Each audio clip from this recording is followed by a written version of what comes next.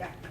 76750 High Prairie Road, and I am a member of the Chamber of Commerce. And I've come here this evening to introduce the revised version of our visitors map and guide. The Chamber does a lot to try to attract people to the area. It's very good tourism dollars for us. Now, what I'd like to do is to pass these out so everybody, not everybody, but we'll have to share some, but the council being privileged to get one individually. And I want to do a brief tutorial of it so that you know what's there, because one of the things that a map is in this, and one of the things is people come to this community to see the forest and to see the city, and there are a lot of hidden treasures. Everybody admits there's a lot of hidden treasures? Yes, there are. So you have to explain to them how to access them. You pass that on, and I'm gonna give, hi, Patty. So if you'll share these in a way that everybody can look at it, it'd be good. Now, this map was done under contract for the chamber. On the back of the map, of the guides, is a map of the Oakridge area. And all the hot spots and beautiful places are on this map. One of the, excuse me, there you go. I thought you could read upside down. Oh, that's my wife. All right. And we feature, in this particular revision, waterfalls. Not too much water these days, but wait a while. And so if you look at this, I think you'll enjoy finding some places that you'd like to go to. Now, on the other side, if I got that right, is the map of the city of Oakridge. And there are locations for all the businesses, even though the businesses may not, it doesn't list all of the businesses that, let me say it another way. It is showing all of the businesses in Oakridge that have a location in town, so that you can find out where to have lunch, where to buy things, and so forth. So this is an improvement over the other map in that sense. Now, I've been assisted this week by Rick Weinhold and Lauren Cole in distributing these. We ordered 10,000 of them. We'll probably have to order more because we want to go beyond the city. And we are going to be distributing 7,000 of them. And there are 62 places within the city that have these, so they're very accessible. 3 minutes, I'm up. I don't get any extra. Anyway, take a look at this. Thank you very much.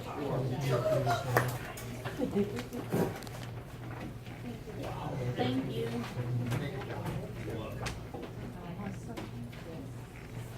Larry Sweet.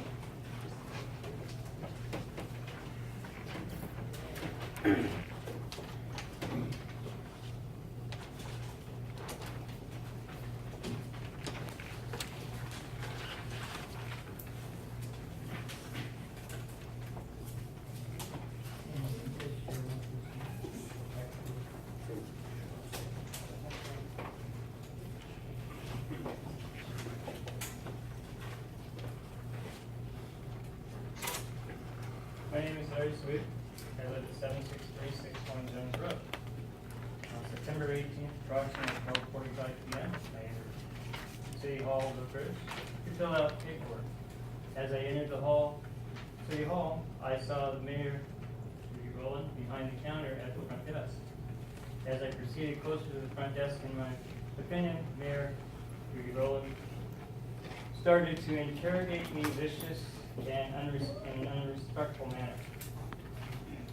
Mayor Judy Rowland asked me if I would had attended a special meeting. I replied, yes, I had attended a meeting that I was invited to. At this point, Mayor Judy Rowland stated that she had been invited. I responded back to her, Mayor Rowland, that I thought all candidates who were running were invited. At this point, Mayor Judy Rowland stated, that's a bold-faced lie. At this point, in my opinion, I felt that she had called me a liar. In my opinion, as a citizen, I find Mayor Judy Rowland's actions, demeanor, and behavior to be very unprofessional and unbecoming of being the mayor of Oakridge, the city of Oakridge. I spent 20 years in the military. During this time, I was required to maintain professional manner and demeanor at all times because I represent the United States of America. In my opinion, the mayor and all council should be held to perform at a professional level at all times when addressing citizens. In my opinion, I ask myself, do I want the mayor and or a city council who represents the city of Oakridge and its citizens to act in an unprofessional way when addressing citizens? At this point, my opinion, I am asking that the city council to reprimand Mayor Judy Rowland for her actions, which occurred at the city hall. Other option, I'm asking for Mayor Judy Rowland for a public apology to me. Thank you.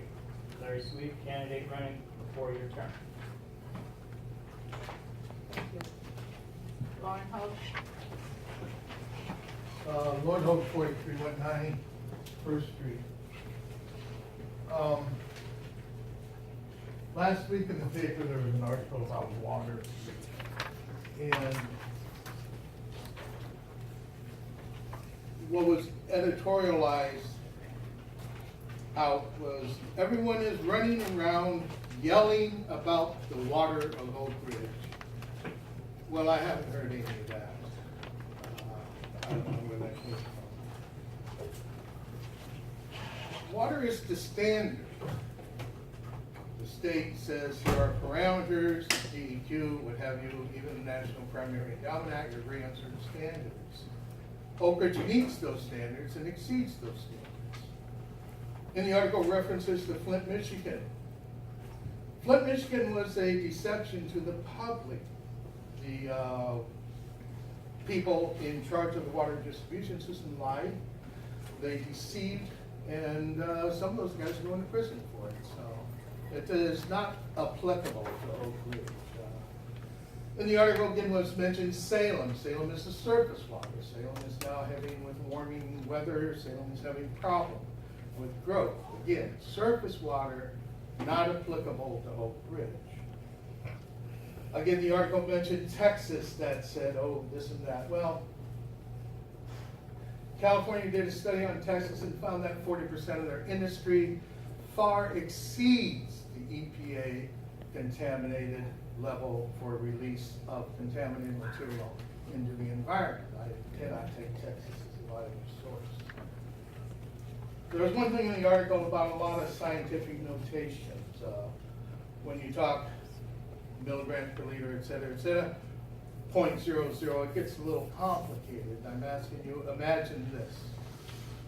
Imagine you had 5 apples, 5 parachutes, 5 this. Then imagine this if you can visualize a billion dots on a wall. Imagine a large extent of the billion. Then imagine within that billion you see those 5 dots in that billion dots. This will give you a better visualization of what this scientific notation can be. Because scientists sometimes can't figure it out. So, another part of the article said volatility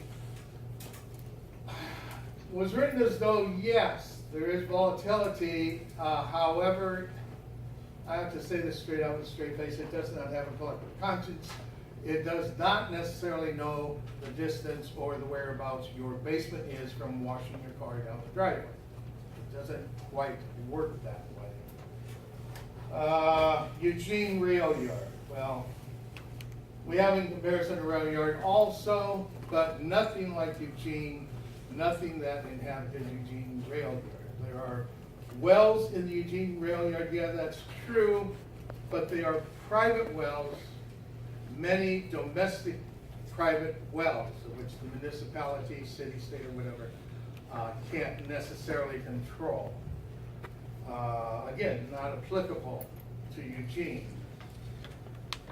A thing that puzzled me in the article was 1,300 feet from the distance of this well contaminated number 7 to well number 4. Well, it doesn't work in linear feet also. This is underground. And underground you have hydrostatus areas. The guy over here in this pasture drills nothing. The guy over here in this pasture 300 feet away hits an artesian. You have hydrostatuses that move. So I don't believe those are totally trapped in this area. 3 minutes? Yeah, thanks.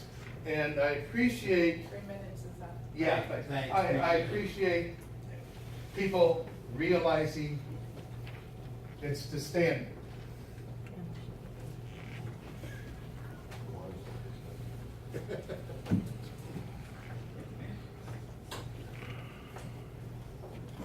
So, do you know who wrote the article? I did. I was asking Mr. Holt. The man who raised his hand, I believe, identified Okay. himself. Everything is everything correct.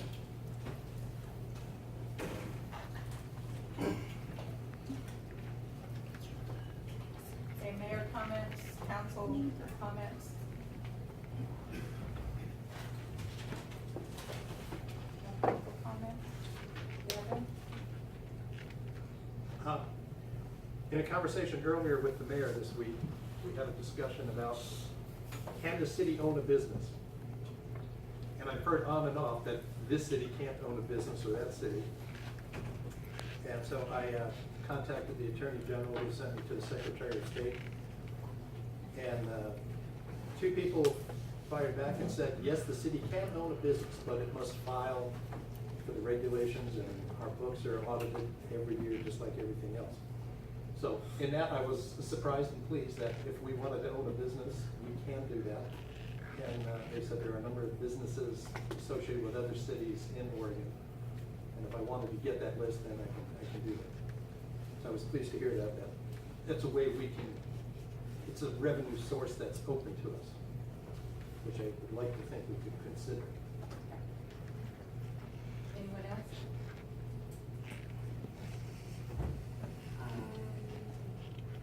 Actually, now that I've raised my hand, I realized I can't ask this question. Okay, so my hand just went back down. Okay. Additions, corrections, and adjustment to the agenda. Yes, Mayor, I'd like to add 6.6, performance auditor, Okay. discussion.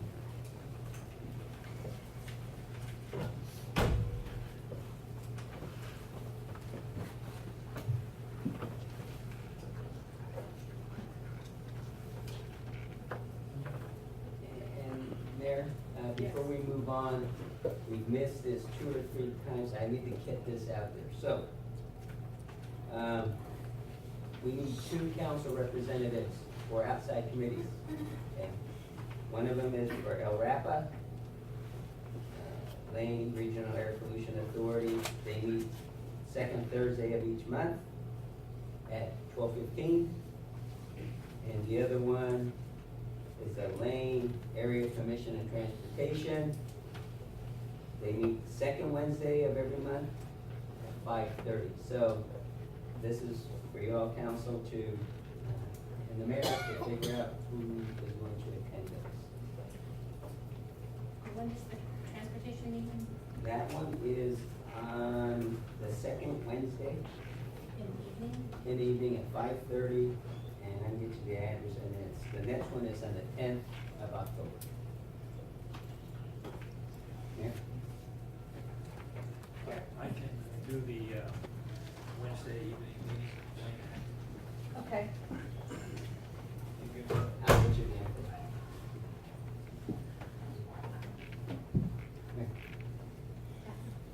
I can do El Rapa. Okay. And I'll get you.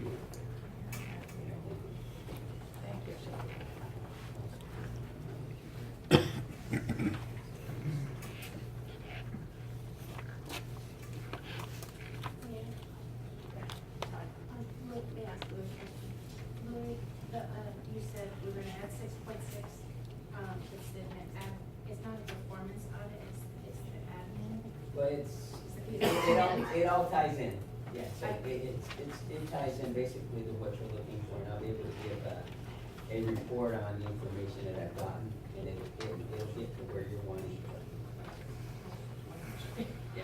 It gets to where you're wanting. Okay. James? We're going to back up here for a second. Earlier this week, while a friend of mine came to me when I was exchanging some tools with him, and he proceeded to tell me in great detail about an executive session and what went on in it, which I found discouraging and shocking. And it was like he was reciting a recording to me, and I don't know how this happened. I can speculate, but all it does is make me upset. And in researching this and asking for help from the council and the mayor, we can impose penalties and create an ordinance that has some teeth in it. So I'm tiptoeing around here and I'm trying hard not to explain a lot of things, but it's something I think we need to discuss because I'm just floored by this. It really upsets me that this happened. This was, I don't understand how it got out. Do you think we need to set a special meeting for that, or another executive session? I think so. Kathy? Do you, Counselor Alpha, do you wish to add it to the agenda as a topic of discussion? We can't really. Why can't we? We don't have to discuss that specific, but James is also talking about adding some, what teeth there is to not prevent, but to punish, I guess. Sanction, thank you, that's the legal term, to sanction, and also, should there be something specific, to Oakridge? Or you want to think about Can it? I answer that? Yes, I would like to do that, and there are other cities that have ordinances that prevent the disclosure, that say what happens if this type of information gets out. So it's here in Oregon and around other cities, so I think a little research would be, I see you shaking your head. So He's taking notes. So I don't know if we do that as a council, or you say the administrative committee might be the place to start with that. It's kind of a new area for me, so outside of the government secrecy thing, I'm just a little floored by this one. But I'm up for any way we want to do it, but I think we need to do it. I would suggest that we start with, and I know Louis, the city administrator, will probably start looking into it too, but I would Speak up, suggest that we please. start with the admin committee. I'm sorry, I would suggest that we start with the admin committee and ask and task the admin committee to look at what our charter currently says, what the state of Oregon currently says, so that we can bring it back to everyone and say, this is what we have. Now that just addresses, in general, executive sessions. I would like to, and I don't know how that happens, delve into why this happened in this specific situation. But I don't really know how to do that, without reporting upon ourselves, I suppose, and I suppose that's what we're doing. I don't know. Are you okay with having the admin committee Yes, do that? and I think part of it will be is, just locating some of those initial ordinances that you found. I'll do the same, and we'll start there. And normally it helps not to reinvent the wheel. And also, the speaker microphones are here. They're at the office, and I just got them, and so I'll get with Rick, and I thought I needed to.